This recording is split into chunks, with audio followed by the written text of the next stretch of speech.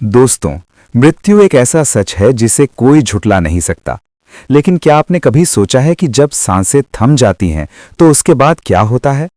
गरुड़ पुराण में भगवान विष्णु ने स्वयं बताया है कि मृत्यु के बाद आत्मा का 47 दिनों का एक भयंकर सफर शुरू होता है।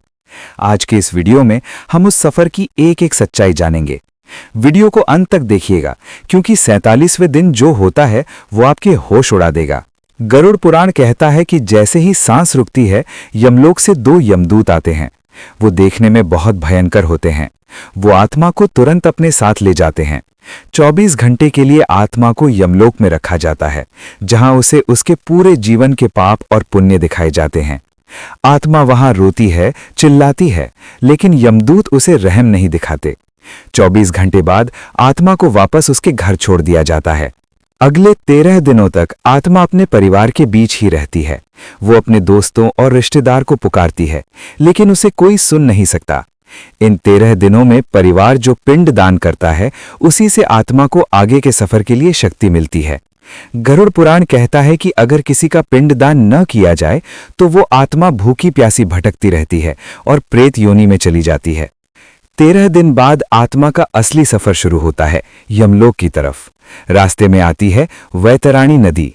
ये नदी 100 योजन लंबी है और इसमें पानी नहीं बल्कि खून, मवाद और हड्डियां भरी हैं। इसमें भयंकर मगरमच्छ और कीड़े आत्मा को नोचते हैं। लेकिन दोस्तों, यहाँ एक चमत्कार होता है। जिस इंसान ने अपनी जिंदगी में गौदान किया होता है, उसके सामने एक नाव यानी बोट आ जाती है और वो आसानी से नदी पार कर लेता है। पापी लोग इसमें गिरकर हजारों साल तड़पते हैं। 47 दिनों तक भटकने के बाद आत्मा पहुंचती है यमराज के दरबार में। वहां चित्रगुप्त आत्मा के हर छोटे बड़े कर्मों का हिसाब पढ़ते हैं। यमराज, जो धर्मराज हैं, फैसला सुनाते हैं। अगर पुण्य ज्यादा हैं तो आत्मा को स्वर्ग या दोबारा अच्छा जन्म मिलता है। लेकिन अगर पाप का पलड़ा भारी है तो आत्मा को नरक की उन यातनाओं में भेज दिया जाता है जिनका जिक्र सुनने मात्र से कपकपाटी छूट जाए। दोस्तों, गरुड़ पुराण हमें ये नहीं बताता कि मृत्यु कितनी डरावनी है, बल्कि ये बताता है कि जीवन कितना कीमती है। हमारे कर्म ही हमारे साथ जाएंगे, न पैसा न रिश्ते। इसलिए आज से ही अच्छे कर्म करिए और ईश्वर पर विश्वास रखिए। अगर आपको ये जानकारी अच्छी लगी हो तो वीडियो को शेयर जरूर करें और कमेंट में जय श्री कृष्ण लिखें।